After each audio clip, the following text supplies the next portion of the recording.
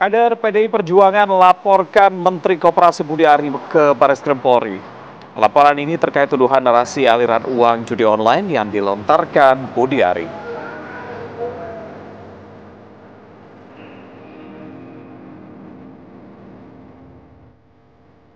Polres Metro Bekasi membongkar praktik kosmetik palsu. Pelaku menggunakan brand terkemuka menggantinya dengan kosmetik palsu.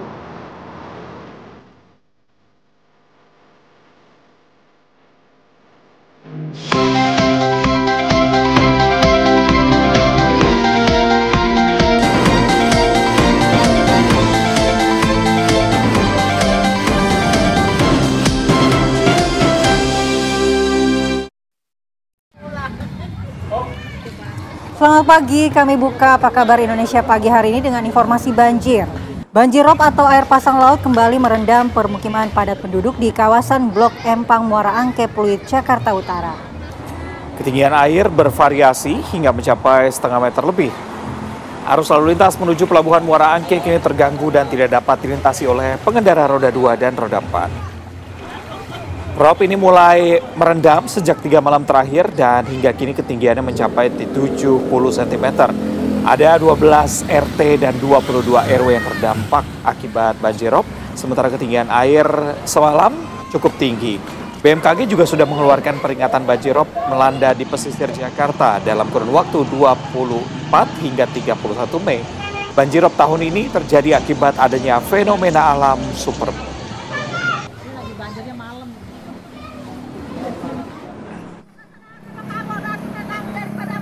Berikutnya gempa dengan magnitudo 4,6 mengguncang 4 wilayah di Sulawesi Tenggara. Beginilah suasana kepanikan warga di Kelurahan Kioko, Kecamatan Bonegunu, Kabupaten Buton Utara, Sulawesi Tenggara. Ratusan warga yang dilanda kepanikan berduyun-duyun meninggalkan rumah mereka untuk mengungsi ke dataran yang lebih tinggi. Guncangan gempa juga merusak sejumlah rumah warga di Desa Morindono, Kecamatan Kambowa.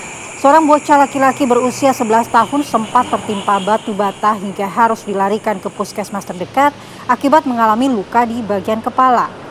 Berdasarkan data BMKG Kendari, guncangan gempa bumi magnitudo 4,6 yang berpusat di Kecamatan Kambowa, Kabupaten Buton Utara juga terasa di sejumlah wilayah kepulauan di Sulawesi Tenggara. Belum ada data resmi dari pemerintah setempat terkait seberapa besar dampak kerusakan, namun menyebut tidak berpotensi tsunami.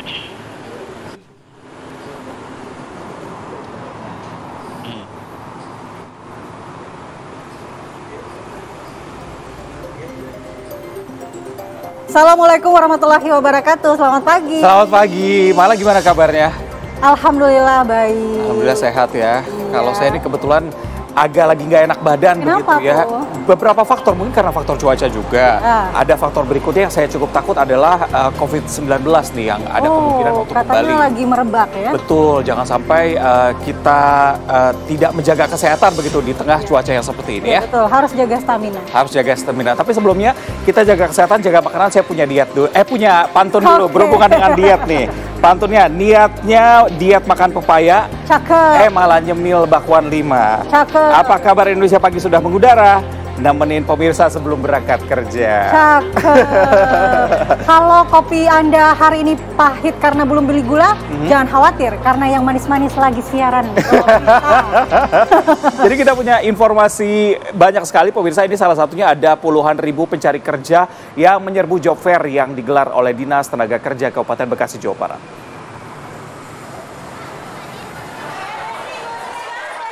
Puluhan ribu pencari kerja ini penuhi bursa kerja yang digelar Dinas Tenaga Kerja Kabupaten Bekasi, Jawa Barat Selasa siang kemarin. Meski harus antri berjam-jam dan berdesakan, para pencari kerja ini tetap semangat untuk mendapatkan pekerjaan. Tingginya antusias pencari kerja yang didominasi fresh graduate yang hadir diperkirakan ini mencapai 25.000 pencari kerja, Reza. Sementara itu, pemerintah Kabupaten Bekasi akan berupaya memaksimalkan kuota tambahan lowongan kerja dengan menggandeng 7.000 lebih perusahaan yang berada di kawasan Kabupaten Bekasi.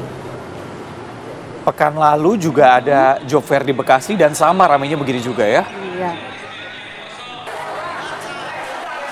Mudah-mudahan banyak yang terserap ya tenaga kerja.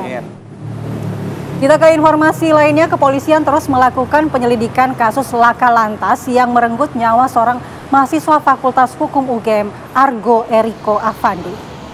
Hingga kini proses penyelidikan kecelakaan maut yang merenggut Argo Eriko Afandi, mahasiswa Hukum UGM, masih terus dilakukan. Petugas telah meminta keterangan CP sebagai pengemudi mobil BMW termasuk sejumlah saksi serta menunggu hasil pencermatan ahli. Olah TKP digelar menggunakan sejumlah alat canggih untuk menambah data-data pendukung dan membantu proses penyelidikan.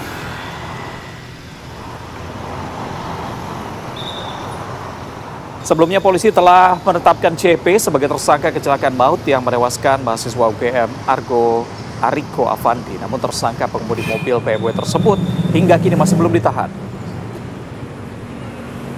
Hasil gelar perkara, polisi menaikkan status penanganan perkara dari penyelidikan ke penyidikan.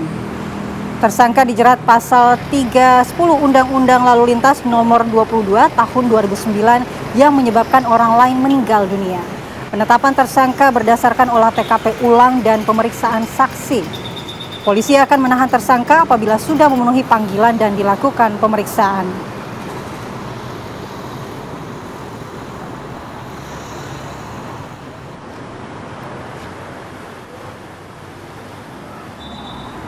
Ini terkait dengan informasi yang sempat viral ya.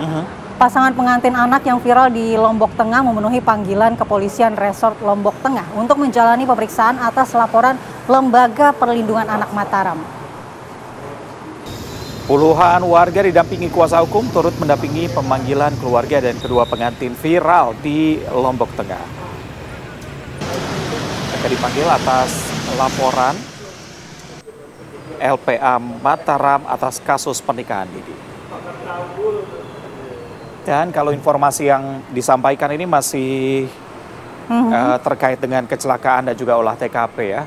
Oh iya, ini ditetapkan sebagai tersangka. Betul, baru ini kita akan melihat bagaimana kasus di Lombok yang memang melibatkan banyak sekali pihak begitu ya. Hanya para pihak yang dipanggil yang diperbolehkan untuk masuk ke dalam Polres, ada orang tua pengantin perempuan serta kedua pengantin.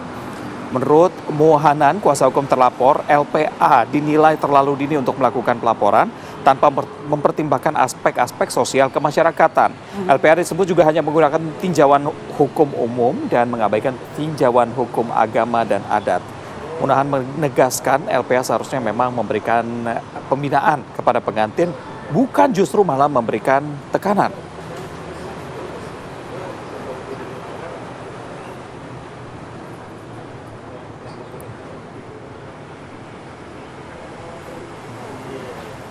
Berikutnya, dua orang pelaku perusakan fasilitas Stadion Gelora Bandung Lautan Api atau GBLA ditangkap Satreskrim Polrestabes Bandung, Jawa Barat. Polisi pun masih mendalami pelaku lain dalam insiden vandalisme tersebut. Media sosial viral dengan perilaku sejumlah supporter Persib usai laga pamungkas Persib melawan Persis Solo akhir pekan lalu. Di tengah euforia kemenangan, para supporter Persib ini merusak fasilitas di Stadion Gelora Bandung Lautan Api atau GBLA. Mereka mencongkel rumput lapangan bola dan mengambilnya. Tak hanya itu, tiang gawang pun dirusak dan jaringnya dicopot. Tak butuh waktu lama, polisi menangkap dua pelaku yang terekam jelas melakukan vandalisme fasilitas Stadion GBLA. Keduanya ditangkap di dua lokasi yang berbeda. Penyidik Satreskrim Polrestabes Bandung masih terus melakukan pemeriksaan dan pendalaman atas kasus vandalisme di Stadion GBLA. Jika terbukti, kedua pelaku yang telah ditangkap ini terancam pasal pengerusakan. Polisi pun masih mengejar pelaku lain yang teridentifikasi dalam video viral tersebut.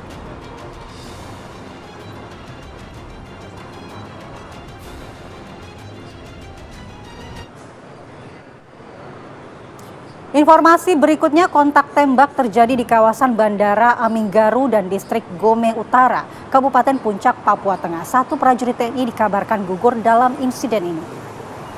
Kontak tembak yang terjadi membuat warga Distrik Ilaga dan Gome panik. Mereka menyelamatkan diri ke kantor Bupati dengan pengamanan ekstra ketat dari Polri. Satu korban gugur dalam insiden ini, kemudian dievakuasi menuju Timika untuk mendapatkan penanganan medis di rumah sakit. Masyarakat Papua mendesak pemerintah pusat dan daerah untuk bisa memberikan solusi keamanan bagi masyarakat Papua sehingga tidak ada lagi korban yang jatuh baik dari pihak aparat keamanan maupun dari warga sipil.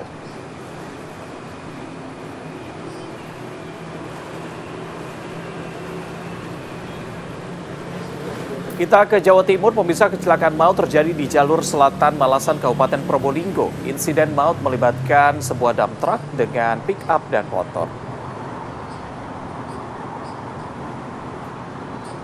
Dari hasil olah TKP diduga kuat dump truck ini melaju dari arah selatan mengalami remblong. Berpapasan dari arah berlawanan dengan mobil pick up dan motor hingga tabrakan adu banteng tak terhindarkan. 4 orang tewas, supir truk dan pengendara motor dan sopir pickup. Keempatnya dibawa ke Rumah Sakit Dr. Saleh, Kota Probolinggo.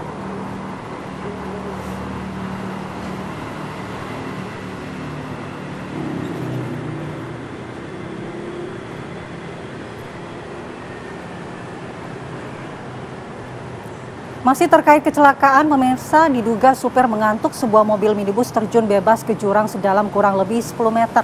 Beruntung dalam peristiwa tersebut kecelakaan tunggal ini tidak ada korban jiwa. Sebuah mobil minibus Avanza putih yang memuat penumpang melaju dari arah Majene menuju Kabupaten Mamuju mengalami kecelakaan lalu lintas tunggal di Jalan Poros Majene Mamuju, tepatnya di Desa Onang, Kecamatan Tubuh, Kabupaten Majene. Kecelakaan tunggal tersebut diduga terjadi karena supir mengantuk saat membawa mobil. Akibatnya mobil terjun bebas ke jurang sedalam kurang lebih 10 meter dan nyaris jatuh ke laut. Beruntung badan mobil masih terhalang oleh pepohonan yang ada di bahu jalan. Sementara 2 penumpang wanita dan 1 sopir dinyatakan selamat dan dalam kondisi yang baik. Kalau ngantuk lebih baik istirahat dulu ya, jangan dipaksa untuk berkendara.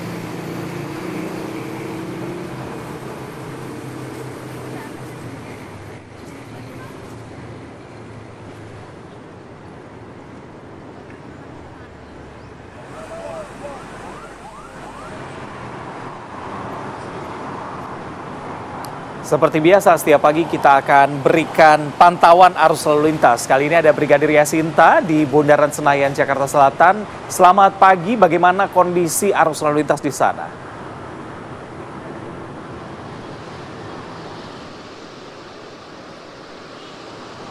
Ya baik, terima kasih rekan Reza dan Mala di studio, dan selamat pagi pemirsa. Kembali bersama saya Brigadir Yasinta dari NTMC Polri. Saat ini saya akan mengajak Anda untuk memantau langsung bagaimana kondisi arus lalu lintas terkini, tepatnya di kawasan Bundaran Senayan, Jakarta Selatan.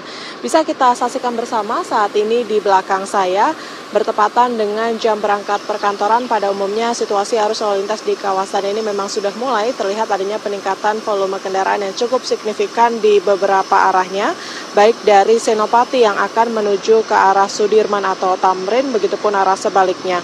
Namun perlambatan kecepatan hanya terjadi saat menjelang traffic light sepanjang 200 meter ke belakang yang didominasi kendaraan pribadi baik roda 2 maupun roda 4. Selepasnya kendaraan dapat melaju dengan kecepatan normal berkisar 30 hingga 40 km per jam. Sementara itu, antrian menjelang traffic light saat ini juga terlihat di jalur lambat dari arah yang sama, yakni kendaraan dari Senopati yang akan menuju ke arah Sudirman maupun yang akan menuju ke arah Blok M. Dan pemirsa, perlu kami informasikan sehubungan dengan adanya kunjungan tamu kenegaraan Presiden Prancis di Jakarta pada tanggal 27 hingga 29 Mei 2025, dimohon kepada masyarakat yang melintasi Jalan Jenderal Sudirman, Jalan MH Tamrin, Jalan Gatot Subroto, Jalan Asia Afrika, dan Jalan Pemuda untuk dapat memberikan prioritas jalan kepada iring-iringan kendaraan tamu negara. Dan juga menjelang libur panjang peringatan Hari Kenaikan Yesus Kristus, bagi Anda yang berencana akan melakukan perjalanan jauh, kami himbau agar memastikan kondisi Anda dan juga kendaraan Anda dalam keadaan prima. Pastikan BBM serta saldo e-tol cukup, tetap menjaga jarak aman, perhatikan batas kecepatan saat berkendara, selalu waspada terhadap kondisi jalan dan utamakan keselamatan dalam berkendara. Sementara itu, berdasarkan data RSMS Korlantas Polri, angka kecelakaan lalu lintas di seluruh Indonesia selama 1 kali 24 jam terjadi sebanyak 224 kasus laka lantas dengan rincian 22 meninggal dunia, 43 luka berat, dan 268 luka ringan. Untuk itu kami himbau para pengendara agar selalu mengikuti arahan petugas kami yang berada di lapangan dan budayakan tertib dalam berlalu lintas. Untuk informasi selengkapnya seputar arus lalu lintas terkini, Anda dapat menghubungi call center kami di 1500669 atau SMS center di 9119. Anda juga dapat mengakses website kami di korlantas.polri.go.id. Stop pelanggaran, stop kecelakaan, keselamatan untuk kemanusiaan, dan salam presisi. Demikian Brigadir Yasinta melaporkan langsung dari kawasan Bundaran Senayan, Jakarta Selatan. Kembali ke studio, silakan. Jatuh cinta sama Desi. Cakep. Brigadir Yasinta, terima kasih. Kembali di Apa Kabar Indonesia Pagi, pemirsa, sidang isbat Kementerian Agama menetapkan Hari Raya Idul Adha jatuh pada hari Jumat 6 Juni 2025. Dari sidang dimulai belum ada laporan dari sejumlah daerah mengenai penglihatan hilal. Namun pada menit terakhir datang laporan terlihatnya hilal dari Aceh. Pemerintah pun menyimpulkan 1 Zulhijjah bertepatan pada hari Rabu ini tanggal 28 Mei 2025. Dengan demikian diputuskan Hari Raya Idul Adha akan diperingati pada hari Jumat tanggal 6 Juni 2025.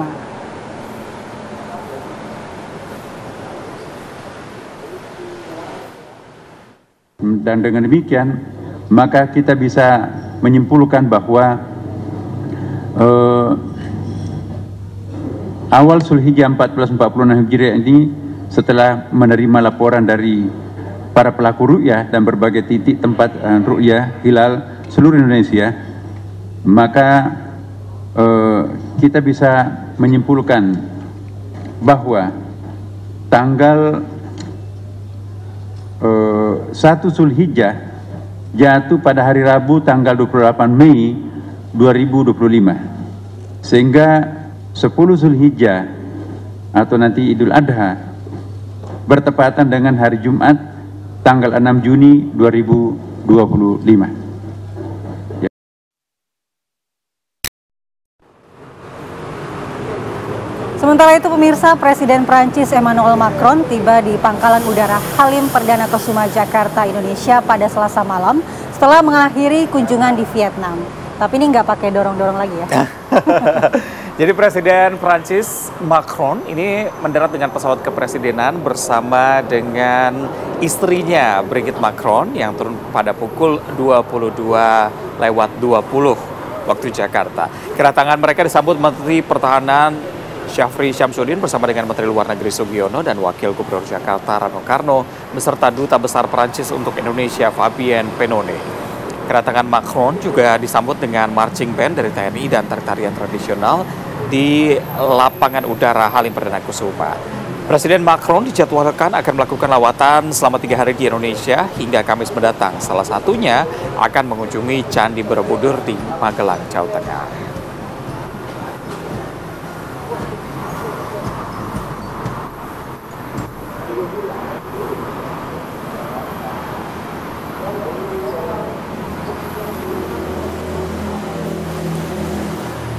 Ya, di hari ketiga kunjungan kenegaraannya, Presiden RI Prabowo Subianto mengikuti agenda KTT ke-16 bersama dengan Brunei Darussalam, Malaysia, Filipina, East Asian Growth Area, BIMP EAGA di Gedung Kuala Lumpur Convention Center, Malaysia.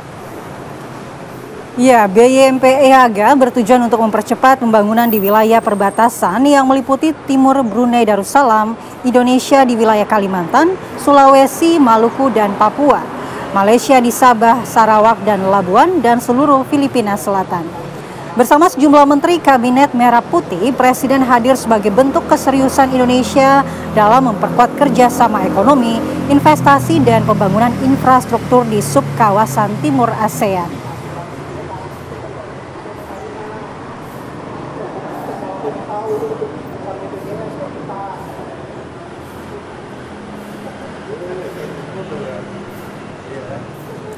Kita beralih ke kabar lainnya, pemirsa. Kejaksaan Agung menggeledah 2 tempat terkait dugaan korupsi pengadaan barang dalam program digitalisasi pendidikan di Kementerian Pendidikan, Kebudayaan, Riset, dan Teknologi tahun 2019-2023. Iya, ini program digitalisasi pendidikan yang tengah diselidiki ini memakan anggaran negara hingga 9,9 triliun rupiah.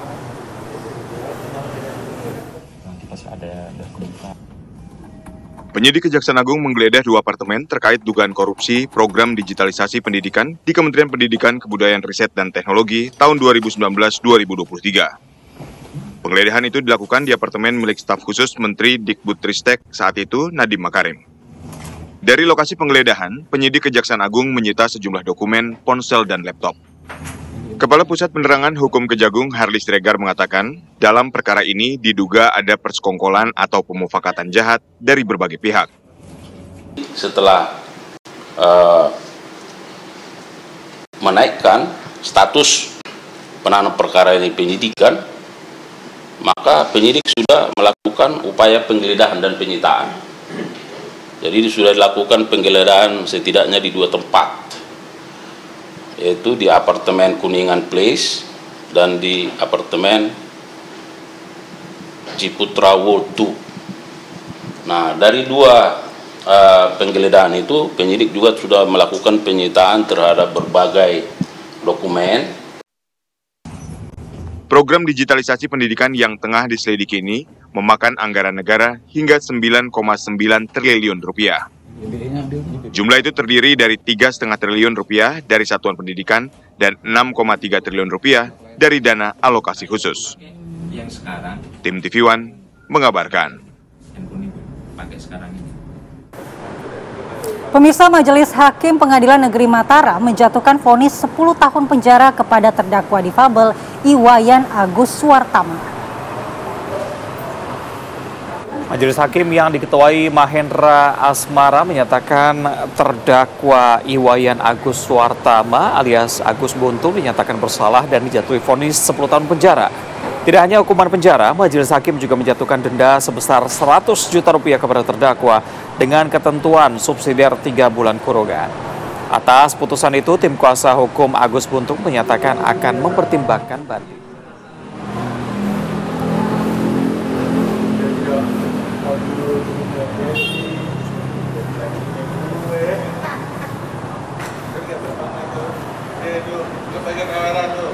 Berikutnya, warga di Jalan Lejen Suprapto, Pringokusuman, Gedong Tengen, Kota Yogyakarta dikejutkan dengan kebakaran yang didahului oleh suara ledakan dari sebuah pom bensin. Kebakaran ini menyebabkan sejumlah orang terluka, termasuk teknisi dan pengawas SPBU. Diduga berasal dari dispenser Pertalite yang sedang diperbaiki, namun saat proses perbaikan timbul percikan api yang menimbulkan kobaran api. 3 unit damkar diterjunkan ke lokasi dan kepolisian masih mencari penyebab pasti kebakaran.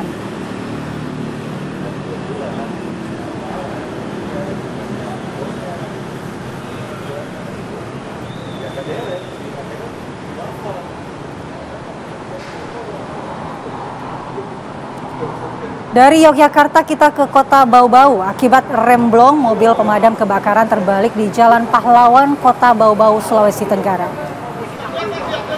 Mobil damkar rencananya hendak masuk ke halaman pos damkar. Sang sopir pun panik akibat rem tidak berfungsi dan membanting setir untuk menghindari tabrakan dengan kendaraan lain.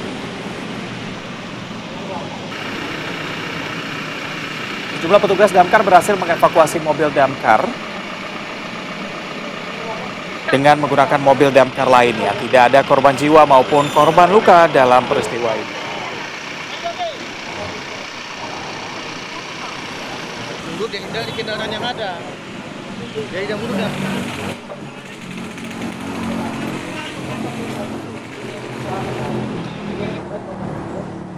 Pemirsa, ada seorang remaja perempuan yatim piatu di Kabupaten Kampar Riau yang dianiaya hingga babak belur oleh saudara sepupunya. Salah satu warga setempat sempat mengabadikan momen pelaku yang saat marah-marah dan bersikap kasar terhadap korban.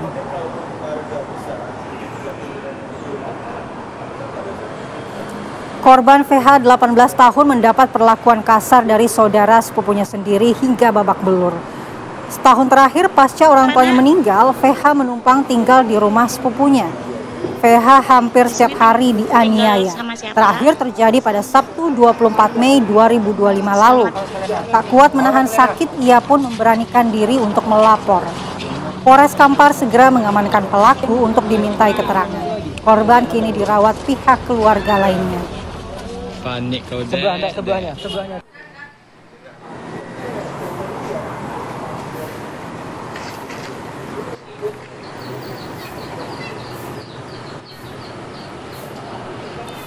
Ini kenapa sampai begitu tega ya menganiaya saudara sendiri yang tinggal serumah? Kita akan mendalaminya bersama dengan Wakapolres Kampar, Kompol Andi Cakraputra. Selamat pagi Pak Wakapolres. Selamat pagi Mas dan Mbak.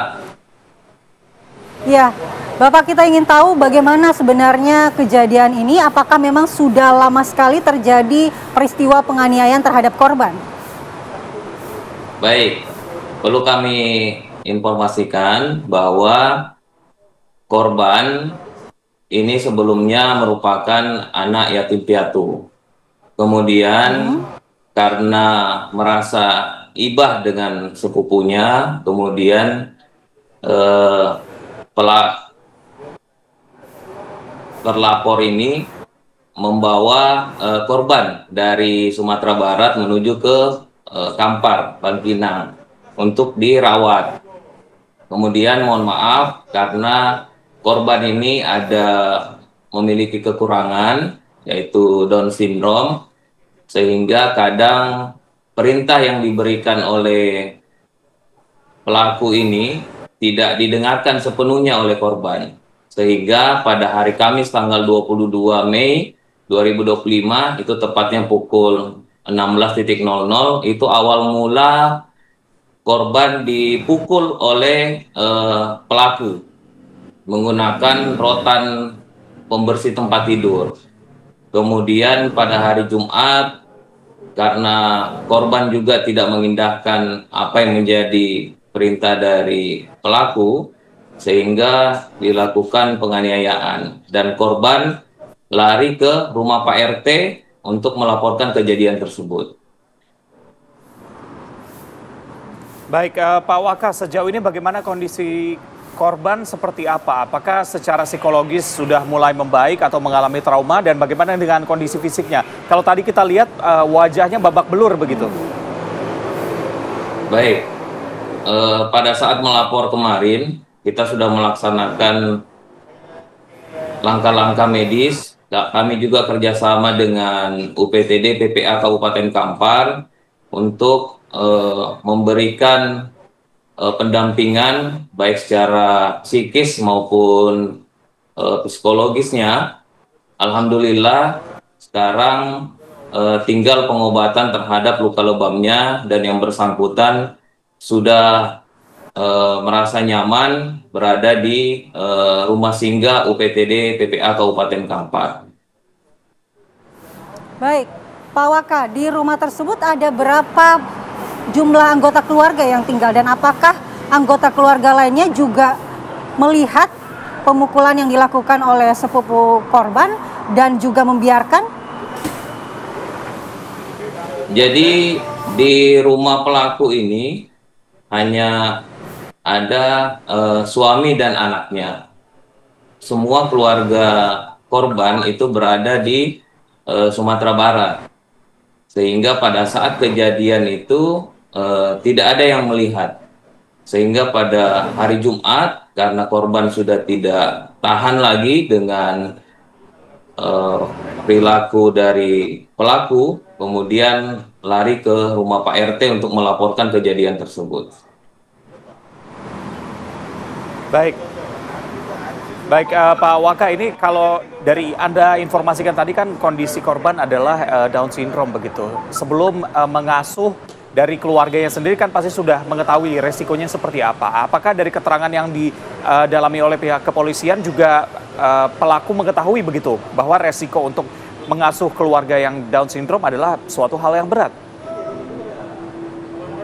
Baik, dari hasil pemeriksaan memang pelaku tersebut mengetahui bahwa korban ini mengalami Down syndrome.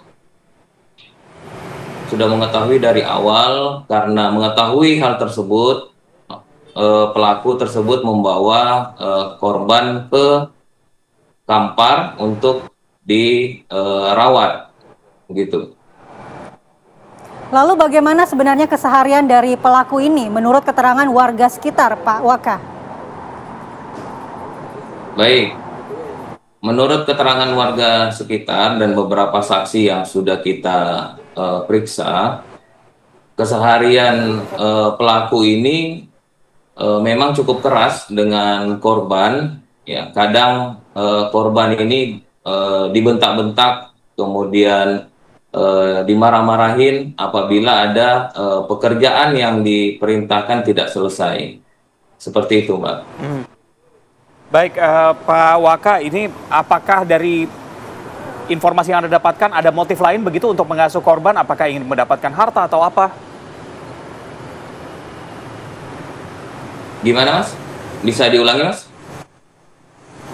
Apakah ada motif lain mengasuh korban ketika sudah mengetahui bahwa mengasuh korban dalam kondisi Down syndrome ini cukup berat begitu? Apakah ingin mendapatkan harta warisan atau seperti apa? Tidak ada, Mas. Untuk merawat korban, pelaku tidak ada motif lain selain karena merupakan masih berhubungan sepupu dengan korban dan ingin merawat yang bersangkutan, gitu. Apakah korban memang tidak ada keluarga dekat lainnya yang akan merawat dan juga menampung korban ini selanjutnya, Pak Waka? Baik, keluarga korban semuanya berada di Sumatera Barat, Mbak. Jadi pada saat orang tua dari korban ini sudah meninggal dunia, langsung inisiatif dari pelaku untuk membawa korban ke Kampar berdasarkan keterangan dari pelaku setelah dilaksanakan BAP. Jadi tidak ada motif lain, hanya untuk menjaga korban kemudian merawat di rumahnya di Kabupaten Kampar. Baik, Pak Waka, terakhir singkat saja, konstruksi hukum apa yang akan digunakan untuk menjerat pelaku? Baik, untuk pelaku kita jerat dengan pasal 44 Undang-Undang Nomor 23 Tahun 2004 tentang penghapusan kekerasan dalam rumah tangga, itu dengan ancaman hukuman 5 tahun penjara. Baik, terima kasih Pak Kompol Andi Cakra, Wakapolres Kampar Riau atas waktunya di Apa Kabar Indonesia Pagi dan selamat bertugas kembali, Pak. Terima kasih, Mbak. Dan pemirsa, kita ke informasi berikutnya. Mantan Kasat Narkoba Polresta Barelang, Kompol Satriananda, dituntut hukuman mati karena terbukti secara sah menggelapkan barang bukti narkotika jenis sabu seberat hingga 9 kg. Sementara di ruang sidang, Kompol Juwita tak sanggup menahan tangis mendengar suaminya dituntut hukuman mati. Jaksa penuntut umum membacakan tuntutan hukuman mati terhadap mantan Kasat Narkoba. Tuntutan mati diberikan karena perbuatan terdakwa bertentangan dengan program pemerintah dan pemberantasan serta peredaran gelap narkotika. Terdakwa sendiri merupakan penegak hukum di bidang satuan narkoba Polresta Barelang yang seharusnya memberantas tindak pidana jendela peredaran narkotika. Kasus ini berawal tertangkapnya bandar narkoba seberat 1 kg berinisial AZ di Simpang Dam Muka Kuning pada bulan Juli 2024. Menyusul kemudian Mabes Polri menangkap pengedar narkoba di daerah Tembilan, Riau. Pelaku mengaku barang bukti sabu seberat 5 kg berasal dari polisi yang bertugas di Polresta Barelang.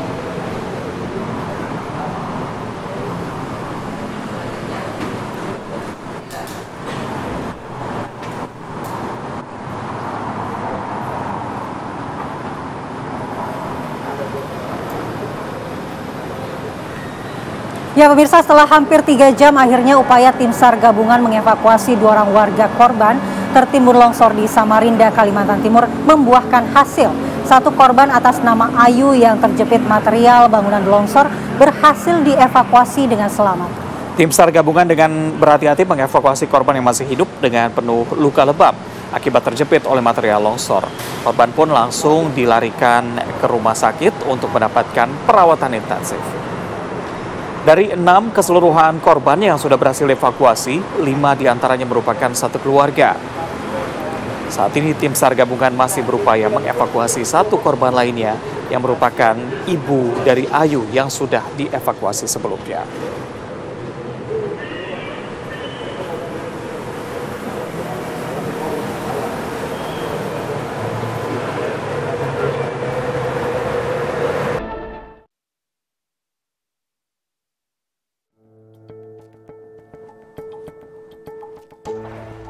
Kader PDI Perjuangan melaporkan Menteri Koperasi Budi Ari ke Bareskrim Mabes Polri atas laporan dugaan fitnah kepada PDIP yang dilontarkan Budi Ari soal kasus judi online. Pada Selasa kemarin, 8 orang kader PDIP mendatangi gedung Bareskrim Mabes Polri untuk membuat laporan terkait dugaan fitnah atau tuduhan narasi tidak benar atas pernyataan Budi Ari kepada PDI Perjuangan. Kuasa hukum PDIP, Wiradharma Hareva, menyebutkan Budi Ari menuduh PDI Perjuangan ikut terlibat dalam dugaan penerimaan jatah 50% dalam pengamanan situs judi online. Adapun bukti pendukung yang dibawa tim PDIP adalah rekaman dan beberapa tangkapan layar dari media sosial.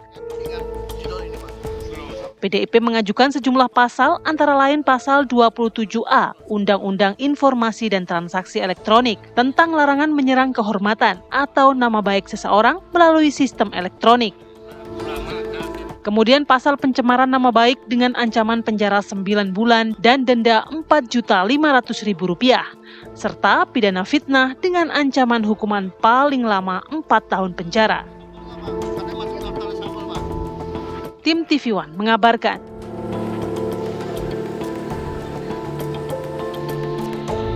Kami ini sebagai kader PDI Perjuangan ya merasa tersakiti atas pernyataan ya yang disampaikan oleh Budi Ari yang menuduh katanya PDI Perjuangan yang main ini semua dan Bapak Budi Gunawan. Nah ini kami PDI Perjuangan, kader PDI Perjuangan, kami merasa bahwa apa yang disampaikan itu adalah fitnah yang mungkin menurut teman-teman juga akan menjadi sesuatu hal yang menyakiti, gitu ya. Jadi bukti-bukti yang bisa kami sampaikan adalah ada video yang utuh, ada rekaman yang utuh pembicaraan yang Budi Ari dengan salah satu dari media juga. Nah dari situ kami membuat laporan.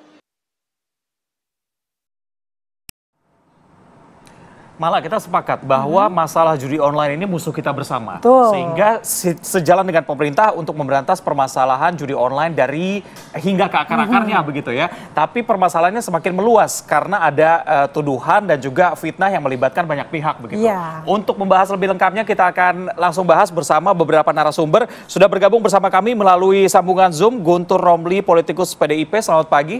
Selamat pagi, Mas Guntur. Selamat pagi, Assalamualaikum semuanya.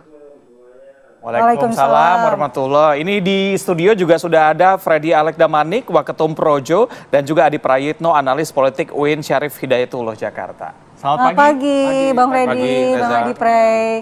Saya pertama akan tanya ke Mas Guntur nih. Mas Guntur, sejumlah kader PDIP melaporkan Pak Budi Ari ke Bareskrim atas tuduhan pencemaran nama baik. Apakah langkah hukum yang diambil ini adalah keputusan partai atau hanya inisiatif dari individu kader-kader PDIP?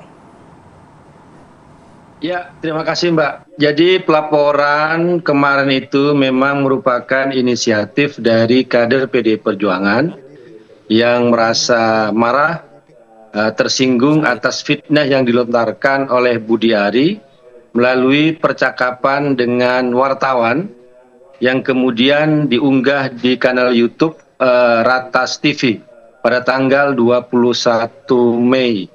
Kemudian rekaman itu beredar dan potongannya juga beredar yang salah satu isinya yang menurut kami paling fatal fitnahnya adalah dengan menuduh PDI Perjuangan dan Bapak Budi Gunawan, Menko Polkam sebagai otak di balik framing bahwa Budi Ari menerima jatah 50% dari judi online.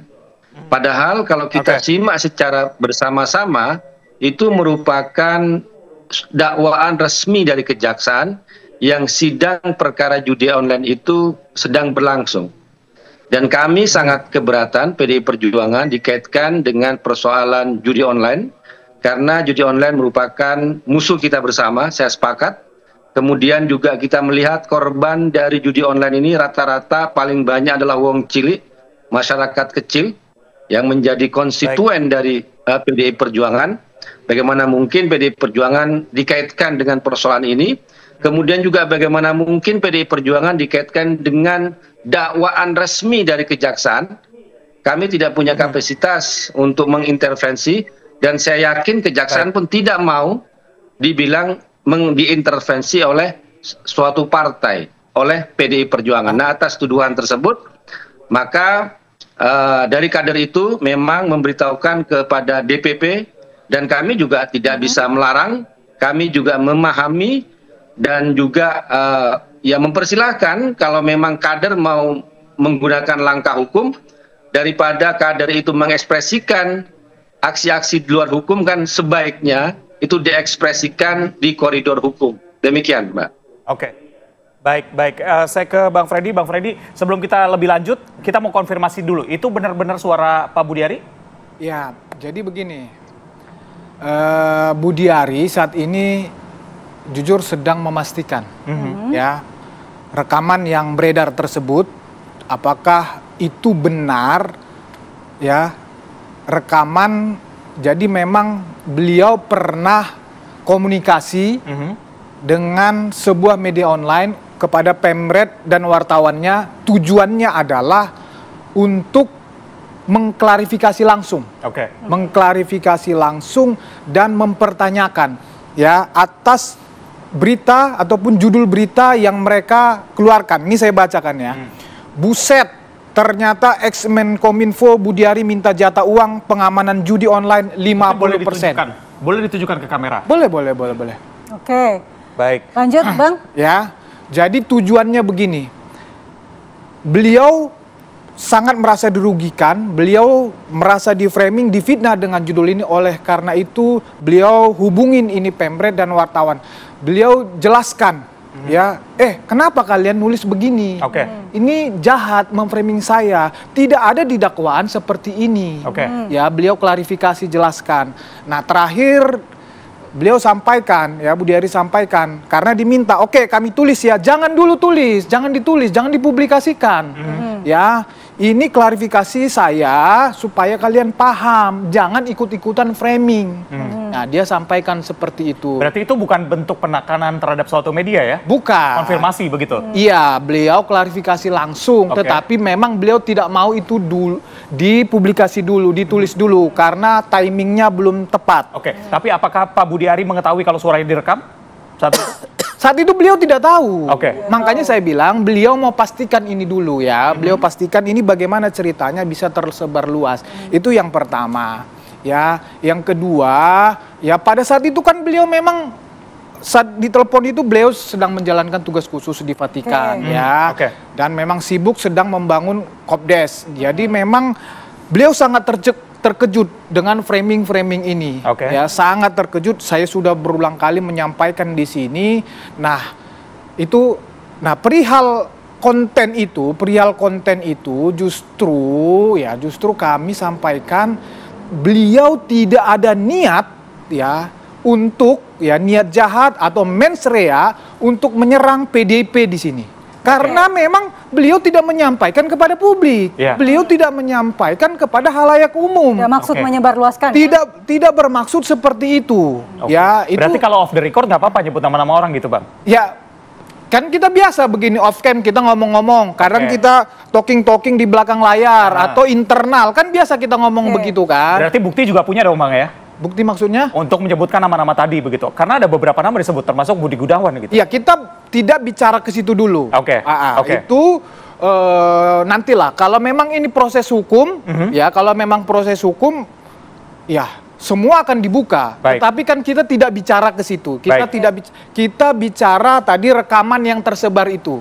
Ya, sekali lagi Budiari tidak pernah menyebarkan rekaman itu, dan ya Budiari tidak ada niat untuk menyerang kehormatan PDI. Nah, kalau tidak ada niat menyerang PDIP, apakah Budiari nanti akan melakukan klarifikasi dan mediasi bersama dengan PDIP? Itu yang saya sampaikan. Beliau saat ini sedang memastikan dulu rekaman itu.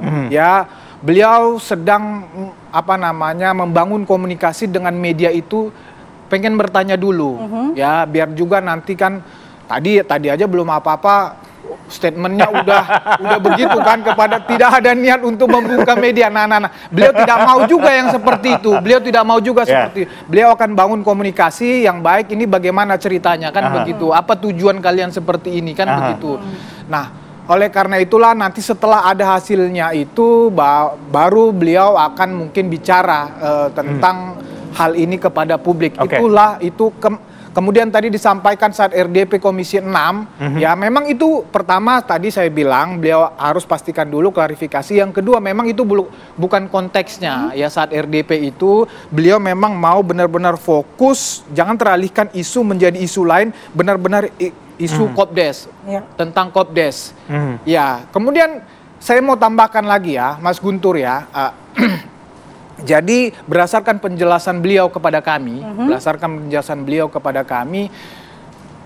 bahwa sekali lagi ya beliau dalam hal ini menjelaskan yang dia maksud di situ adalah bukan PDP secara institusi, tetapi orang per orang atau oknum-oknum. Karena memang faktanya yang terlibat itu di dakwaan, bahkan di setiap isu judi online ini diangkat ya di media sosial dimanapun, itu tidak perlu kita tutupin lagi yang Alvin Kemas maupun Zulkarnain Antoni ini ya ini tadi memang Zulkarnain ini teman beliau, makanya ya diminta bantuannya, diajak. Ya, ternyata beliau merasa dihianati.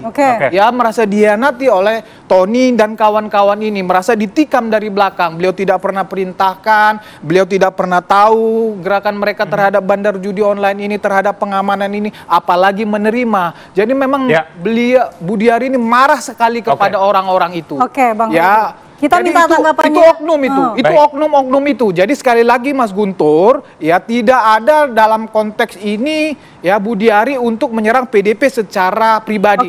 Tetapi oknum-oknum tersebutlah yang faktanya udah ada di dakwaan. Langsung saja kita minta tanggapan dari Mas Guntur. Silakan Mas Guntur. Ya, saya kira terkait misalnya persoalan antara Budiari dengan media itu adalah urusan Budiari sendiri.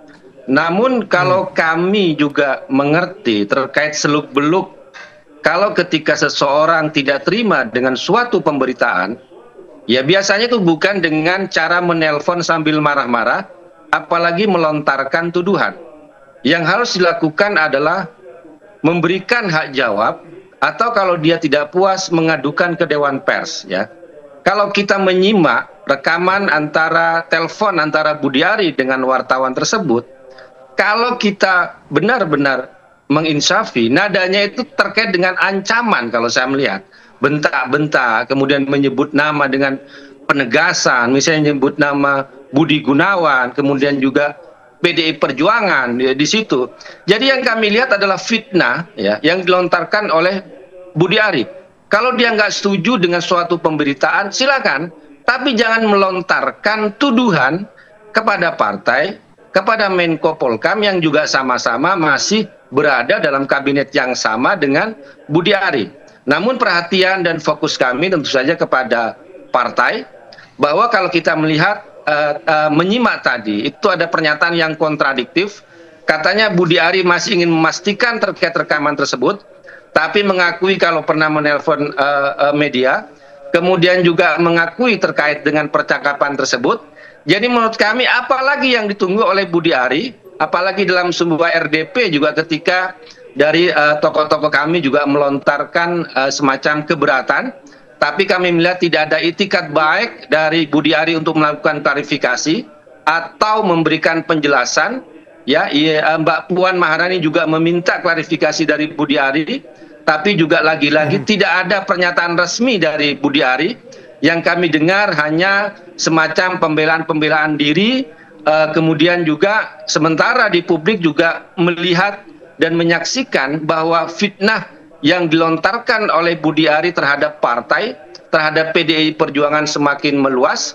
Dan karena kami sendiri sadar bahwa para kader ya juga memiliki pilihan sendiri untuk bagaimana mengekspresikan bantahan dan juga penolakan tersebut, ya kami persilahkan. Yang penting dalam koridor hukum, melaporkan ke polisi, bukan dengan aksi-aksi yang di luar hukum. Jadi kami saat ini memang lebih fokus lebih kepada fitnah yang dilontarkan oleh Budiari yang kami baca itu adalah kepada kelembagaan, kepada partai. Demikian, Mas. Baik, Bang Adi, tadi kalau saya boleh mengutip begitu ya, Bang Guntur berkali-kali menggunakan diksi fitnah begitu. Ada makna tersendiri nggak? Ya sebenarnya ingin menjelaskan bahwa kawan-kawan PDIP itu tidak seperti yang disebutkan dalam rekaman pembicaraan itu. Makanya kemudian ekspresinya ada yang melaporkan ke Bareskrim. Tapi kalau saya hitung satu persatu, ada beberapa opsi yang sepertinya satu persatu disampaikan oleh elit-elit PDIP. Misalnya pertama minta tabayun, semacam klarifikasi, itu disampaikan oleh Puan Maharani. Dan Puan juga dalam statementnya meminta untuk tidak buru-buru memberikan kesimpulan dan penghakiman. Setelah itu kita juga mendengarkan pernyataan dari elit PDIP yang lain seperti Deddy Sitorus yang meminta untuk kepada Pak Budi Ari meminta maaf secara terbuka soal statement-statementnya itu, dan yang terakhir adalah soal pelaporan ke Bareskrim karena itu dianggap sebagai tuduhan dan seterusnya dan seterusnya. Ini nasi sudah menjadi bubur. Ke depan kita tinggal lihat bagaimana pergerakan-pergerakan terkait dengan ini. Tapi memang per hari ini tentu yang ditunggu oleh publik adalah pernyataan resmi secara officially dari seorang Pak Budi Ari terkait dengan apa yang sedang berkembang. Apakah betul bahwa rekaman yang disampaikan dengan kawan-kawan media online itu sifatnya off the record dan tidak boleh dipublish misalnya? Karena sesuatu yang sifatnya off the record tentu tidak boleh dong disampaikan secara terbuka. Yang kedua, apakah itu betul suaranya Pak Budi Ari ataukah sebenarnya kan sekarang banyak suara-suara yang mirip-mirip kita. Betul. Makanya tadi kita tanyakan di awal ya, Pak. Iya, nah itu yang kedua. Dan yang ketiga tentu ya ini sudah ada proses hukumnya. Tapi bagi saya ini tentu akan memperpanjang bagaimana konflik politik sebenarnya antara Budi Ari dengan PDIP. Terutama setelah ada pecah kongsi gitu ya. Klub Solo kira-kira begitu dengan PDIP. Jadi bagi saya ini akan memperkeruh situasi bagaimana persoalan Pak Budi Ari dengan PDIP ya pastinya akan terus berlanjut. Tapi secara prinsip yang paling ditunggu oleh publik adalah pernyataan resmi dari Pak Budi Ari terkait dengan ini semua sih sebenarnya. Baik, kita akan lanjutkan nanti Mas Adi Pray bagaimana seharusnya PDIP merespons polemik ini, tapi kita harus jeda terlebih dahulu di Apa Kabar Indonesia Pagi sesaat lagi. Baik, kita lanjutkan perbincangan. Saya ke Bang Guntur. Bang Guntur, kalau tadi disebutkan bahwa ini tidak menyebut secara personal dan juga tidak menyerang PDIP begitu. Ketika misalnya ada tujuan untuk ketemu di tengah begitu, tanggapan dari pihak PDIP seperti apa, Bang? Kami sendiri kan selama ini juga menunggu klarifikasi tersebut. Kalau benar bahwa unggahan tersebut tanggal 21 Mei, hari ini sudah tanggal berapa, gitu kan? Dan juga apa kurangnya dari tokoh-tokoh PDI Perjuangan yang sudah meminta kepada Budi Ari untuk memberikan klarifikasi, tapi sampai saat ini hanya bungkam. Malah fitnah tersebut yang semakin lama semakin liar. Nah ini yang kami juga memahami ketika kader misalnya ingin melakukan tindakan hukum ya tidak bisa mencegah, yang penting pokoknya nggak melanggar hukum lah. Karena siapapun di PDI Perjuangan saat ini ketika disodorkan dengan fitnah tersebut ya pasti marah ya, dan juga akan menolak ya secara keras ya. Karena itu ya bagi kami biarlah proses hukum ini berjalan, karena kalau kita simak percakapan tersebut itu kan sangat fatal dengan menyebut PDI Perjuangan dan Budi Gunawan otaknya, itu kan dengan nada yang seperti itu. Nah, bagi kami lontaran-lontaran seperti itu kan tidak bertanggung jawab ya, memperkeruh suasana ya, suasana dalam kabinet Presiden Prabowo Subianto sendiri saya kira, karena dalam satu kabinet. Kemudian juga pada saat ini kami sedang menghadapi kasus persidangan Sekjen PDI Perjuangan Mas Hasto Kristianto, masih saja ditambah dengan fitnah seperti itu, yaitu perlulah memahami suasana kebatinan di kader PDI Perjuangan dalam kondisi-kondisi saat ini. Jadi jangan coba-coba mengusik ya dengan melontarkan fitnah-fitnah yang kejam seperti itu, ya pasti akan bereaksi kami. Baik, Bang Freddy tadi katanya sampai sekarang masih bungkam begitu. Tanggapan Anda gimana? Maksudnya bungkam Budi Ari? Iya, kan tadi saya udah jelaskan. Jadi seperti kata Mas Adi tadi, saat ini Budi Ari sedang memastikan rekaman itu. Tadi juga dikatakan ada beberapa yang kontradiktif begitu. Bukan kontradiktif, saya bilang memastikan benar dia pernah klarifikasi komunikasi dengan media tersebut. Nah, tetapi kan beliau minta jangan ditulis, jangan dipublikasi karena ini off the record kan. Nah, tiba-tiba kan itu udah menyebar luas. Nah, ini yang mau beliau pastikan, beliau mau tabayun sama media itu rencananya. Nah, setelah itu dilakukan baru rencananya beliau akan menjelaskan kepada publik. Nah, seperti kata Mas Guntur tadi, sebenarnya PDIP sudah memberikan sinyal untuk melakukan mediasi dengan klarifikasi yang ditunggu. Tapi kenapa lama sekali Pak Budiari baru mau memberikan klarifikasinya? Iya, kembali lagi seperti saya katakan tadi, beliau belum melakukan tabayun dengan si media berarti tadi. Ke media dulu, baru nantinya. Berarti ini pasti akan dilakukan klarifikasi. Pasti akan melakukan klarifikasi setelah ke media tersebut. Ya, Budiari akan menjelaskan kepada publik setelah nanti dia komunikasi dengan media yang katakanlah merekam, dan kita juga belum tahu siapa yang mempublikasikannya ini. Tetapi kan kemungkinannya yang punya rekaman itu mereka, dan ada dugaan ya mereka yang menyebarkan awalnya kan begitu. Nah, justru itu ini Budiari memastikan dulu, baru nanti setelah itu memberikan penjelasan kepada publik, dan itu belum terjadi. Mudah-mudahan hari ini itu bisa terjadi, misalnya komunikasi dengan media itu. Kemudian perihal tadi teman-teman PDIP kader-kader melaporkan ke Bareskrim, ya sekali lagi ya itu hak ya, kader marah itu memang hak mereka, tetapi seperti yang saya sampaikan tadi, tidak ada di situ unsur mensreanya, tidak ada niat jahat, karena itu adalah ruang privat. Ya, itu ruang privat. Budiari tidak menyampaikan di publik, Budiari tidak menyampaikan di halayak umum. Ya, jadi tidak ada mens rea untuk menghina di situ, mencemarkan nama baik dan menfitnah. Nanti kan misalnya ini bergulir, toh kan Bareskrim juga kan penyelidikan akan memanggil itu. Itu dulu siapa yang merekam, siapa yang menyebarkan, kan nanti kan ya akan diperiksa dan akan patah di situ juga. Kan begitu. Baik, saya mau ke Mas Adi Pray. Mas Adi Pray, bagaimana Anda melihat solusi dari polemik ini? Apakah PDIP harus melanjutkan proses hukum atau menunggu jalan damai? Kalau kita yang orang luar tidak tahu persis apa sebenarnya solusi dan ending dari persoalan ini. Tapi kalau melihat realitas politiknya kan ada dua hal. Pertama, ini sudah dilaporkan ke Bareskrim. Nah, yang kedua, secara politik ya, kalau kita misalnya masih mendengarkan statement sejumlah kawan-kawan elit PDIP, masih meminta ada upaya-upaya klarifikasi langsung yang dilakukan oleh Pak Budiari, baik itu yang disampaikan oleh Puan Maharani ataupun Pak Deddy Sitorus ya. Ini menjadi penting untuk mengklirkan suasana secara politik.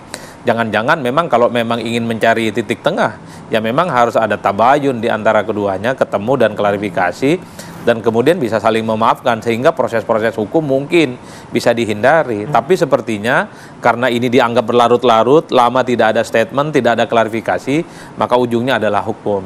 Ini adalah ekspresi kemarahan sepertinya memang dari kader-kader PDIP ataupun siapapun pihak yang merasa difitnah ataupun dituding dengan hal-hal yang sifatnya tidak bisa divalid. Karena bagi saya secara prinsip, siapapun yang dituduh, siapapun yang disudutkan dengan informasi-informasi yang sudah tersebar pastinya bereaksi dengan berbagai cara, minta klarifikasi, ada tabayun, dan pasti akan ada yang menggunakan jalur-jalur hukum. Tapi bagi saya satu hal ya, pejabat publik itu memang harus hati-hati, baik pembicaranya secara terbuka ataupun secara off the record. Karena di era medsos yang cukup luar biasa, apapun yang sifatnya tersembunyi, ada bordernya, tapi itu bisa menjadi informasi publik kok.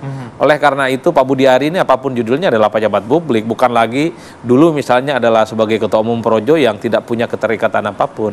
Apa yang saya sebutkan bahwa segala statement-statement politik tidak terukur dan kemudian dianggap menjudutkan pasti akan berbuntut panjang, dan ini yang terjadi hari ini, bahwa Pak Budiari dipersoalkan dan kemudian dilaporkan ke pihak kepolisian. Bang Freddy, mungkin singkat saja, ketika ini merugikan pihak Anda, begitu ada rencana untuk jalur hukum nggak untuk kepada media yang diduga nih menyebarkan off the record tadi? Jadi begini, saya tambahkan nih sedikit dari Mas Adi. Jadi memang banyak ya politisi PDIP yang sudah meminta klarifikasi ya, tapi satu Mas Adi, ada itu Bang Said Abdullah juga terima kasih tidak mempermasalahkan ini ya, beliau yakin Budiari salah ucap dan ini mendinginkan suasana. Mbak Puan juga begitu wise-nya ya. Terima kasih juga teman-teman PDIP udah mendukung kemarin Budi Ari di Komisi 6. Nah, yang mau saya sampaikan, kita tidak mendahului itu dulu, Mas. Ya, yang pasti kita Budi Ari akan memastikan itu dulu, akan tabayun dengan media itu dulu.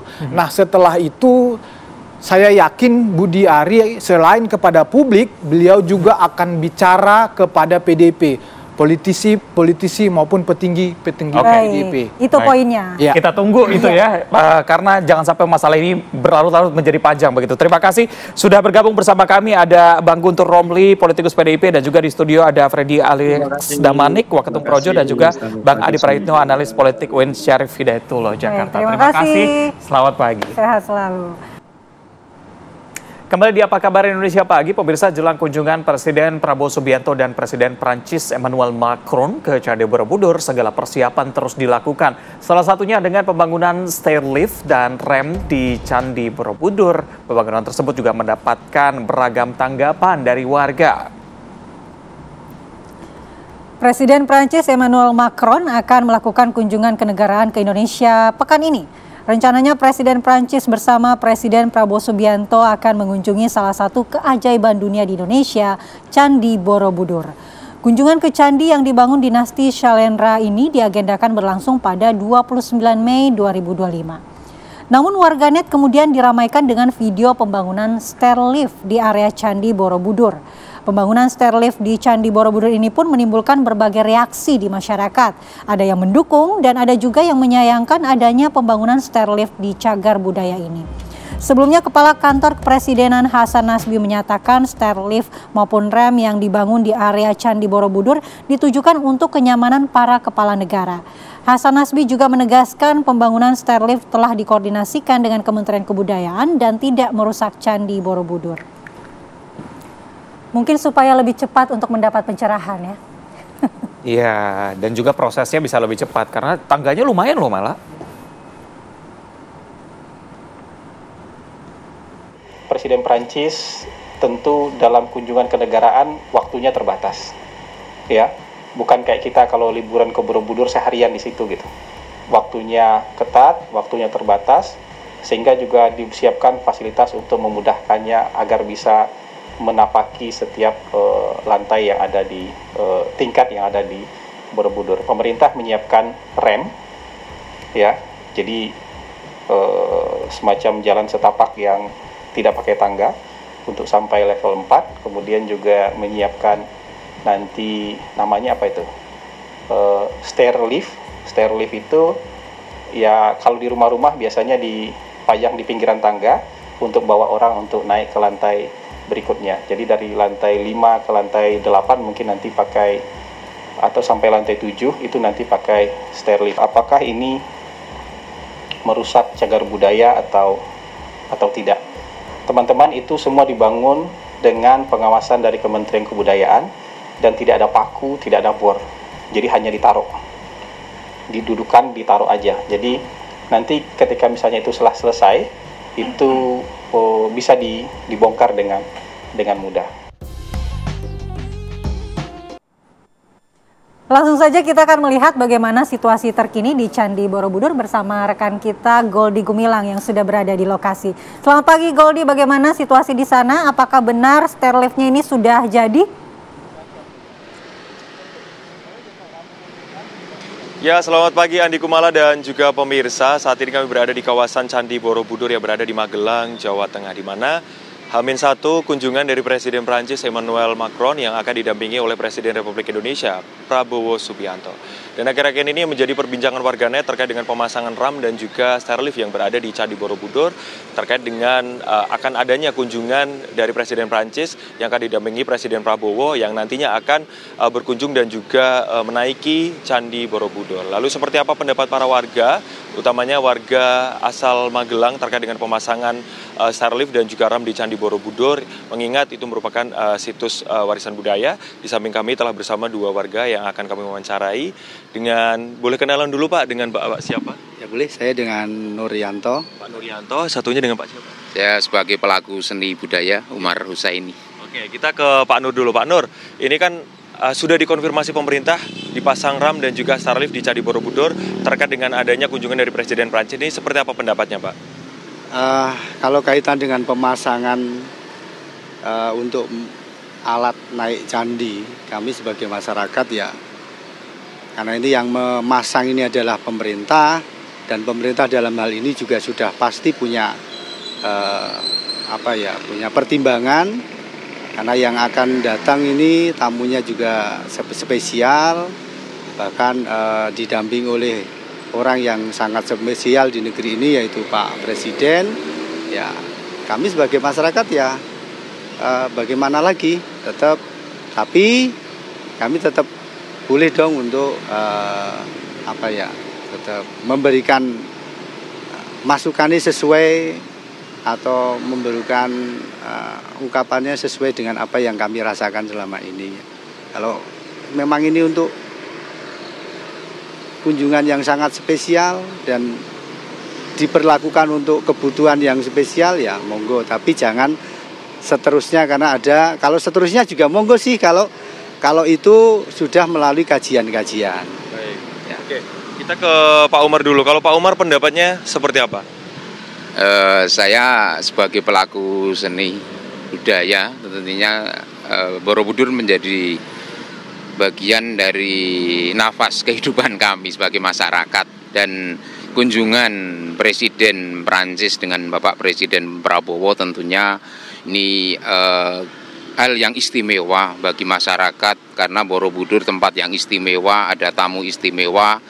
Sangat kami tentunya bersukacita, walaupun isu atau apa yang terjadi beberapa hari terakhir adanya pemasangan chairlift yang tentunya itu akan menjadi banyak pertanyaan untuk masyarakat juga. Tetapi kami tentunya memahami, dan apa yang dilakukan itu tentunya pasti sudah melalui pemikiran yang panjang, dan saya berharap bahwa semua sudah didiskusikan dengan para arkeolog, dan efek apa yang akan terjadi terhadap susunan batu-batu di Borobudur tidak akan terjadi apa-apa. Jadi harapannya bahwa ini menjadi sesuatu yang penting juga, bahwa Borobudur tetap istimewa. Oke, baik. Pak, ini kan dilakukan karena ada kunjungan dari Presiden Prancis ya Pak ya, pemasangan ram dan juga Starlift ini tadi. Lah kalaupun nanti ini akan dipermanenkan di Candi Borobudur, ini seperti apa pendapatnya? Kalaupun ada wacana ataupun ada ungkapan dari warganet seperti itu, pendapatnya seperti apa Pak? Kalau dipermanenkan berarti harus mengundang segala unsur ya dari masyarakat sendiri, cara pandangnya sesuai etika, sesuai dengan estetika yang ada, karena itu warisan leluhur kita, peradaban yang luar biasa yang harus ada. Tadi itu kajian-kajian yang selalu kita hormati, kita jaga bareng. Kalau memang kajiannya itu nanti menemukan yang tidak sesuai, ya mari kita musyawarahkan bareng. Karena tidak ada yang tidak selesai kalau tidak dikomunikasikan. Yang berbahaya itu komunikasi itu putus hanya melalui satu kajian saja. Padahal ada kajian tentang berbagai hal. Itu saja sih. Jadi libatkan semua pihak, unsur, terus wongke semuanya yang memang mempunyai kepedulian di situ, pasti akan ada solusi. Oke, mungkin terakhir untuk Pak Umar, ini kan melihat ada kunjungan dari Presiden Prancis. Ini mengingat juga bisa jadi salah satu promosi budaya bagi Indonesia. Kalau menurut Pak Umar selaku pelaku seni ini seperti apa? Jadi saya sebetulnya sangat ingin menyampaikan beberapa hal kaitannya dengan tokoh-tokoh dunia yang berkunjung ke Borobudur. Sudah ratusan mungkin tokoh-tokoh dunia datang ke Borobudur, dari presiden, selebritis dan lain-lain. Satu catatan, mereka harusnya meninggalkan jejak di sini. Salam perdamaian dari Borobudur atau apa yang akan terpahatkan di salah satu sudut mungkin di Candi Borobudur. Jadi itu akan menjadi bagian penting bahwa Borobudur penting untuk dunia, karena Borobudur adalah karya seni para seniman bangsa Indonesia pada zamannya. Dan itu menjadikan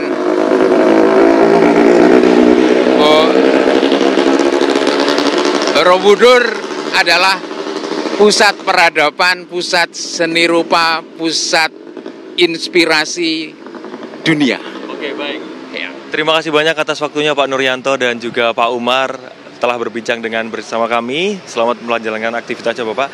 Itu tadi Andi Kumala dan juga rekan di studio pendapat dari warga terkait dengan kunjungan dari Presiden Prabowo dan Presiden Prancis yang akan digelar pada Kamis 29 Mei mendatang. Sementara itu, kami kembalikan ke rekan di studio.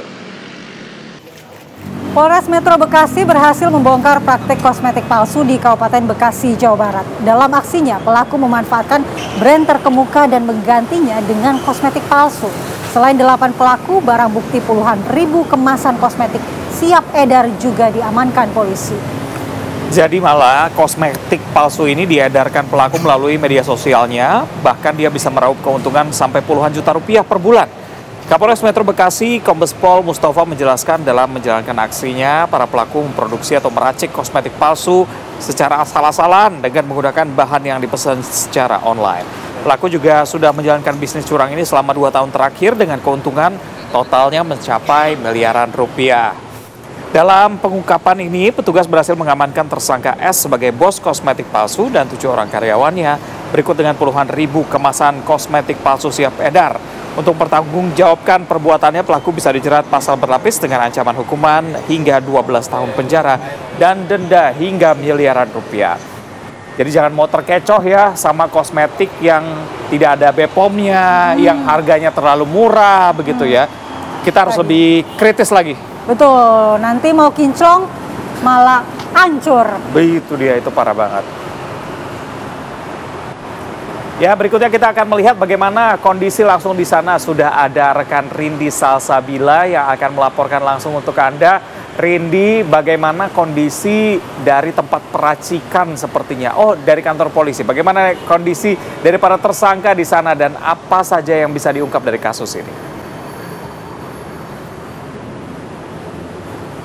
Ya, selamat pagi Reza, Mala, dan juga pemirsa. Memang jika membicarakan skincare, hampir seluruh masyarakat Indonesia mengetahui ya soal hal ini karena memang setiap tahunnya popularitas skincare ini terus meroket. Namun sayangnya di balik popularitas tersebut banyak sekali masyarakat yang lalai dalam pembelian skincare. Salah satunya adalah tidak membeli skincare di toko atau distributor resmi sehingga mereka pun mendapatkan barang palsu yang mengakibatkan efek samping pada wajahnya seperti beruntusan, kemerahan, hingga iritasi. Dan ini pun juga bukan merupakan hal baru ya di Indonesia, bahkan terbaru Polres Metro Bekasi baru saja membekuk 8 tersangka yang memproduksi produk skincare palsu. Dan ini juru kamera kami sedang menunjukkan kepada Anda barang bukti yang berhasil diamankan oleh Polres Metro Bekasi, yakni skincare berupa day cream, night cream, serum, toner, essence, hingga sabun cuci muka yang dipalsukan, padahal sebenarnya ada produk aslinya dan sudah bersertifikat atau telah mendapatkan izin edar dari Badan POM. Dan ini seperti yang tampak di layar kaca Anda, sudah ada 8 tersangka beserta barang bukti dan diamankan. Dan saat ini pun saya sudah bersama dengan Kasat Reskrim Polres Metro Bekasi, yakni Kombes Ongko Seno begitu ya. Selamat pagi Bapak. Pagi. Bapak, ini kan juga memang baru terungkap ya untuk kasus pemalsuan produk skincare di Bekasi ini di Kelurahan Kebahagiaan, Kecamatan Babelan, Kabupaten Bekasi. Mungkin boleh ceritakan awal mula kronologi kasus ini bisa terungkap bagaimana? Awalnya adanya keluhan dari konsumen yang menggunakan produk ini, kemudian mengeluh ke akun medsos dari produk yang asli ya. Kemudian dari pihak produk yang asli membuat laporan di Polres Metro Bekasi bahwa ada produknya yang dipalsukan. Dari situ kami melakukan serangkaian penyelidikan dan kemudian kami menemukanlah sekelompok tersangka ini melakukan produksi produk perawatan kulit secara ilegal. Baik, tadi kan kami sudah menunjukkan kepada pemirsa bahwa banyak sekali barang bukti yang diamankan. Mungkin boleh tolong dijelaskan terkait barang bukti apa saja yang berhasil diamankan dari 8 tersangka ini, Dan? Ya, ini seperti yang bisa kita lihat, ini seperti ada beberapa bahan seperti gel dasar, kemudian krim dasar yang juga ini terbuat dari tepung, kemudian beberapa kotak tempat untuk tempat produk tersebut. Kemudian mereka juga mencetak sendiri untuk label, kemudian kemasannya segala macam yang mereka tiru ya. Lalu untuk modus penjualannya ini bagaimana, Dan, sebenarnya selama 2 tahun mereka sudah beroperasi ini? Ya, pelaku membuat toko online juga di platform marketplace, kemudian menjual juga secara online, tentunya dengan harga yang lebih murah daripada produk aslinya. Baik, Pak Ongko, sebelum kita akan berbincang lebih lanjut terkait bagaimana nantinya ancaman pidana yang akan dijatuhkan kepada para tersangka, kami akan melanjutkan untuk berbincang langsung dengan owner. Dan pemirsa, kami akan mengajak Anda untuk berbincang langsung dengan owner dari pemalsuan skincare ini, yakni dengan SP. Selamat pagi, mungkin boleh tolong jelaskan berapa lama sudah menjalankan aksi pemalsuan skincare ini? Kurang lebih di 2 tahun. Oke, untuk penjualannya ini sudah kemana saja? Sudah di marketplace Shopee sama Lazada. Oke, lalu apakah Bapak selaku owner ini ada memiliki latar belakang sebagai dokter kulit atau dermatologis begitu atau bagaimana? Tidak ada. Untuk meraciknya belajar dari mana? Kita langsung pesan dari online barang langsung. Untuk pengracikan skincare-nya itu sebelumnya ada belajar dari mana begitu nggak, Pak? Tidak ada. Tidak ada. Berarti ini memang hasil belajar sendiri begitu ya? Iya. Baik. Ya. Baik pemirsa, itulah terima kasih atas waktunya. Baik pemirsa, itu dia perbincangan singkat kami dengan pelaku, yakni owner dari bisnis skincare palsu tersebut, dan kami akan melanjutkan kembali perbincangan dengan Kasat Reskrim Polres Metro Bekasi dan bagaimana ancaman pidana yang akan dijatuhkan kepada ke-8 tersangka ini. Ya, karena laporan ini diawali dari pemilik merek yang asli, jadi kita terapkan undang-undang merek dan juga undang-undang kesehatan, di mana ancaman hukumannya untuk undang-undang merek itu 4 tahun dan undang-undang kesehatan itu di 12 tahun. Terima kasih banyak Pak Ongko atas waktu dan kesempatannya. Ya, pemirsa, memang jika dapat saya rangkumkan kembali, ke-8 tersangka ini sudah menjalankan aksinya untuk memproduksi skincare palsu sudah 2 tahun lamanya. Dan per bulannya mereka bisa meraup omzet sebesar 50 juta rupiah dan selama 2 tahun ini dikalkulasikan 1,2 miliar rupiah. Dan tadi juga memang sudah dijelaskan oleh dari Kasat Reskrim Polres Metro Bekasi bahwa untuk bahan bakunya ini beragam macam ya. Ada galon dari air mineral sebagai toner, lalu juga ada tepung tapioka sebagai bahan untuk day cream dan juga night cream, lalu juga ada krim lainnya yang kami bahkan tidak mengetahui bagaimana asal-usulnya, dan tadi juga sudah sempat disebutkan oleh pelaku bahwa mereka membelinya dari e-commerce. Dan sebagai informasi, memang mereka ini tidak ada latar belakang medis begitu ya pemirsa, tidak ada latar belakang medis sebagai dermatologi atau dokter kulit, tapi mereka belajar sendiri dan meraciknya secara asal-asalan. Dan ini memang sudah merugikan sekali karena banyak laporan yang masuk ke Polres Metro Bekasi bahwa mereka mengalami masalah kulit akibat penggunaan dari skincare palsu yang tidak dibeli dari toko atau distributor resmi ini, seperti kulit kemerahan, iritasi, hingga beruntusan begitu. Dan sementara demikian laporan dari kami, kembali ke studio.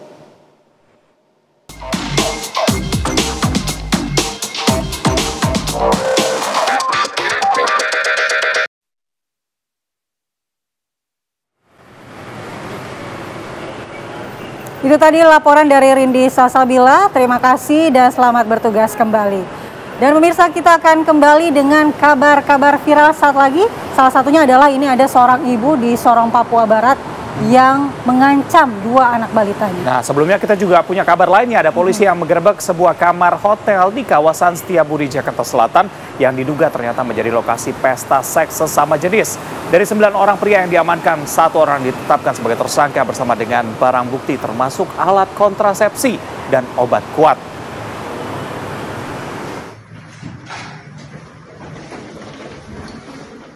Polsek Metro Setiabudi menggerebek kamar hotel yang disewa oleh seorang pria berinisial DRH alias KC pada Minggu dini hari kemarin.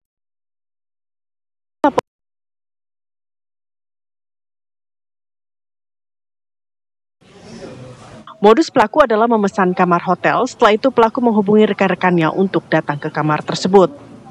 Dalam sebuah hotel di wilayah Setiabudi, kemudian kita melakukan penyelidikan, hasil penyelidikan ditemukan adanya dugaan.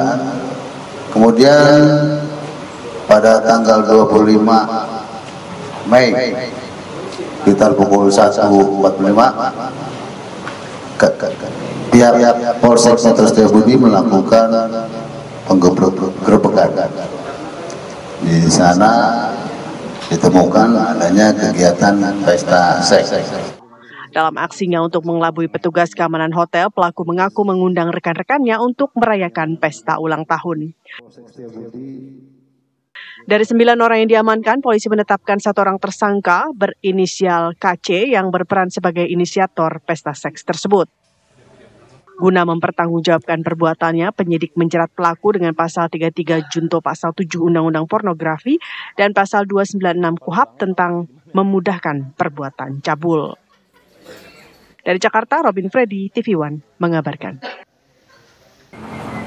Kita punya banyak kabar viral. Yang pertama, ada seorang ibu di kota Sorong, Papua Barat Daya mengancam akan membunuh dan melukai kedua anaknya yang masih balita dengan menggunakan parang. Dalam rekaman tampak salah satu bocah mengalami luka di wajah terkena pecahan kaca lemari yang dipecahkan ibu mereka. Pengancaman dipicu masalah ekonomi keluarga. Ayah bocah Malang berprofesi sebagai supir antar kabupaten sedang mengantar penumpang ke Kabupaten Maibrat. Kedua bocah telah diambil keluarga ayahnya dan ibu kandung mereka ditahan Polres Sorong Kota.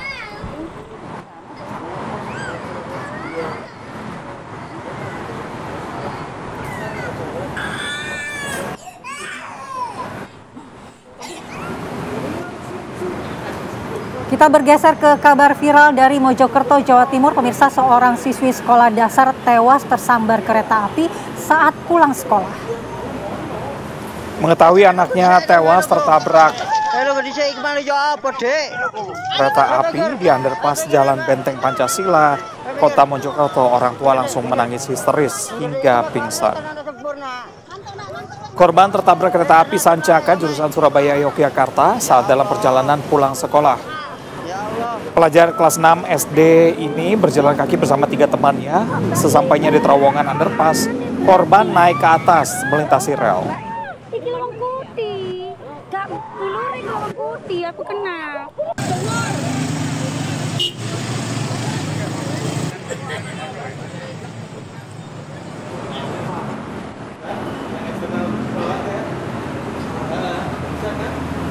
Masih di Jawa Timur, pemirsa, ini diduga terkena peluru nyasar. Warga di Pasuruan ini terkena peluru dan juga mengalami luka di bagian kaki ya.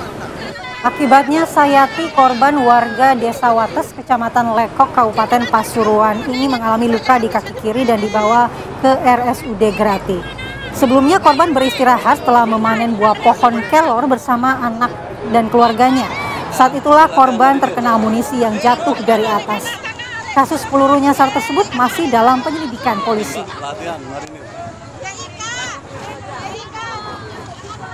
Ini mortirnya.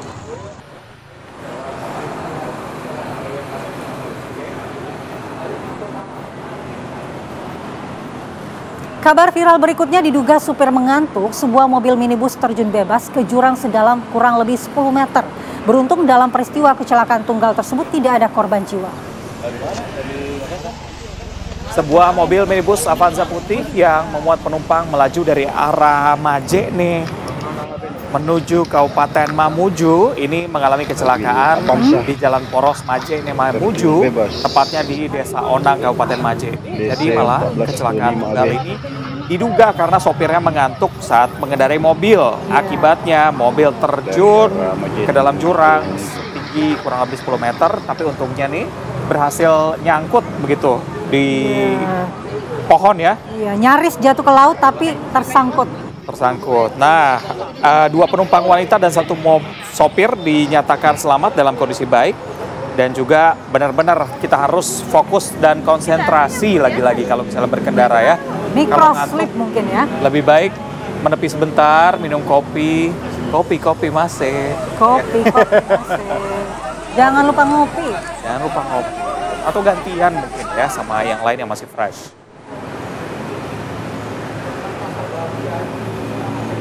Kita ke Bekasi dan juga kita ke Jogja, maksud saya ini ada warga di Jogja dan juga di Bekasi sedang mencari kerja. Sebelum ke Jogja kita ke Bekasi. Ke Bekasi dulu. Warga di Bekasi ini sedang cari kerja begitu karena memang pencarian kerja saat ini cukup susah begitu katanya, angka pengangguran cukup tinggi, pencari kerja cukup susah. Pekan lalu juga digelar job fair di Bekasi, Jawa Barat, ternyata benar-benar dipenuhi oleh warga ya. Padat sekali ya. Mereka antri berjam-jam, berdesak-desakan, dan kalau kita lihat tingginya antusias pencari kerja yang didominasi fresh graduate ini diperkirakan mencapai 25.000 pencari kerja. Pemerintah Kabupaten Bekasi berupaya memaksimalkan kuota tambahan nih Reza untuk lowongan kerja. Mereka menggandeng 7.000 lebih perusahaan di kawasan Kabupaten Bekasi. Jadi harapannya mudah-mudahan banyak yang bisa terserap ya. Betul. Di industri, di dunia kerja, karena ini kita lihat ini lautan manusia ya kalau kita lihat. Sayangnya malah kalau zaman COVID dulu ini pengangguran cukup tinggi tapi ada prakerja, di mana teman-teman pengangguran ini harus dilatih supaya dapat skill tambahan. Tapi sayangnya kali ini angka pengangguran cukup tinggi, malah prakerjanya nggak ada ya. Iya, mungkin kita lagi berharap di ya. Hold dulu, nanti kita tunggu lagi ya. Iya, mudah-mudahan segera ada kembali. Kita akan lanjutkan ke Yogyakarta tadi. Warga di Jalan Lejen Suprapto Pringon Kusuman, Kedong Tengen, Kota Yogyakarta dikejutkan dengan kebakaran yang didahului suara ledakan dari sebuah pom bensin. Jadi malah kebakaran ini menyebabkan ada beberapa orang terluka, termasuk teknisi dan juga pengawas dari SPBU. Sementara ini diduga berasal dari dispenser Pertalite yang lagi diperbaiki. Namun saat proses perbaikan ternyata timbul percikan api dan menimbulkan kobaran api. Untuk memadamkan api ada 3 unit mobil damkar yang dikerahkan ke sana dan polisi juga masih mencari nih apa yang menjadi penyebab pastinya. Pasti panik lah ya kalau SPBU yang kebakaran. Betul. Ini isinya minyak. Akhirnya sampai ledakan ya.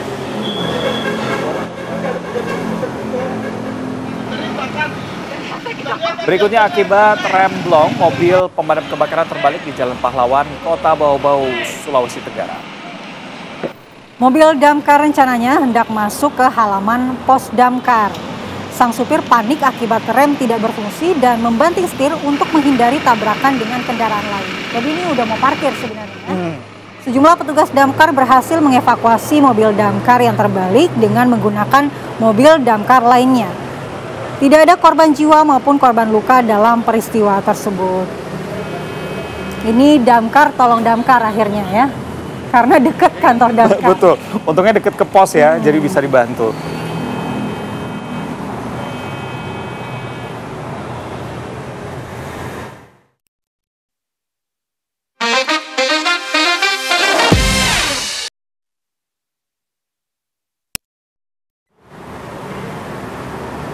Nah, itu tadi seluruh kabar yang kita sudah sampaikan selama 2 jam dari 6.30. Pastinya besok kita akan kembali dengan kabar-kabar menarik lainnya. Saya Reza Baluel. Dan saya Andi Kumala, makan kue kenari pakai kelapa. Cakep. Kami pamit undur diri dan sampai jumpa.